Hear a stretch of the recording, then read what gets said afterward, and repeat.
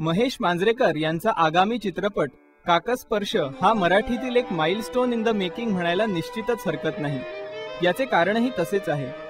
कोकणातील वाडा संस्कृतीचा स्वातंत्र्यपूर्व व स्वातंत्र्योत्तर कालखंड रेखाटणाऱ्या या चित्रपटातील तत्कालीन ब्राह्मणी रीतिरिवाज दर्शवण्यासाठी तब्बल 28 कलाकारांनी मुंडन केले आहे। वीग लावून टक्कल दाखवण्यातला कृत्रिमपणा टाळण्याबरोबरच व्यक्तिरेखा साकारताना ती प्रत्यक्ष जगण्याचाही प्रयत्न या कलाकारांच्या डेडिकेशन मधून दिसून येतो।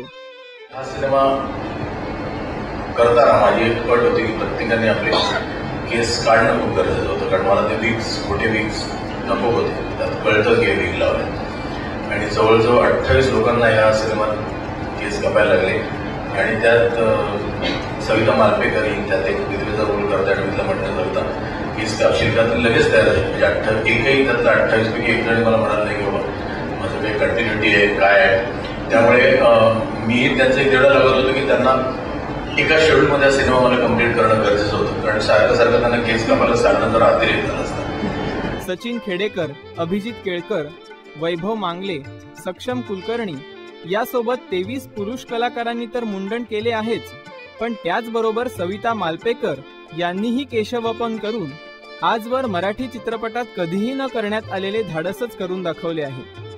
सर्वच टीमच्या डेडिकेटेड टीमवर्कचा हा चित्रपट काकस्पर्श येत्या 4 मे रोजी चित्रपटगृहात झळकणार आहे। जोरदार प्रमोशन सोबतच अत्यंत वेगळ्या लुक्समुळे या चित्रपटाबाबतची उत्सुकता मात्र ताणली गेली आहे एवढं निश्चित।